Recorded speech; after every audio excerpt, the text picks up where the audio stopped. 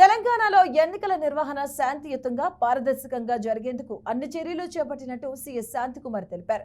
లోక్సభ ఎన్నికల నిర్వహణపై భారత ప్రధాన ఎన్నికల అధికారి రాజీవ్ కుమార్, కేంద్ర ఎన్నికల కమిషనర్లు జ్ఞానేశ్వర్ కుమార్, సుఖ్బీర్ సింగ్ కలిసి అన్ని రాష్ట్రాల ప్రధాన కార్యదర్శులు, కేంద్రపాలిత ప్రాంతాల లెఫ్టినెంట్ గవర్నర్లతో వీడియో కాన్ఫరెన్స్ నిర్వహించి సమీక్షించారు.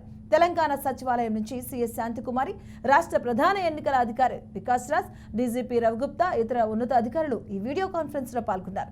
రాష్ట్రంలో చేపట్టిన చర్యలను శాంతికుమారి వివరించారు.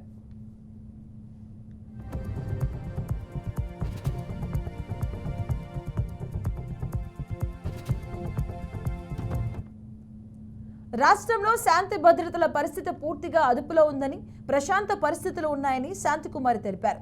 రాష్ట్రంలో వామపక్ష తీవ్రవాద అలజడి ఉన్న జిల్లాలైన భద్రాద్రి కొత్తగూడెం, భూపాలపల్లి, ములుగు జిల్లాల్లో ప్రత్యేక దృష్టి సారించినట్లు తెలిపారు.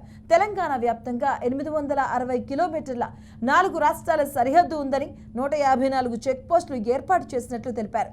పోలీస్, ఎక్సైజ్, కమర్షియల్ ట్యాక్స్, రవాణా శాఖల సరిహద్దు రాష్ట్రాలతో కోఆర్డినేషన్ సమావేశాలను నిర్వహించాయని పేర్కొన్నారు.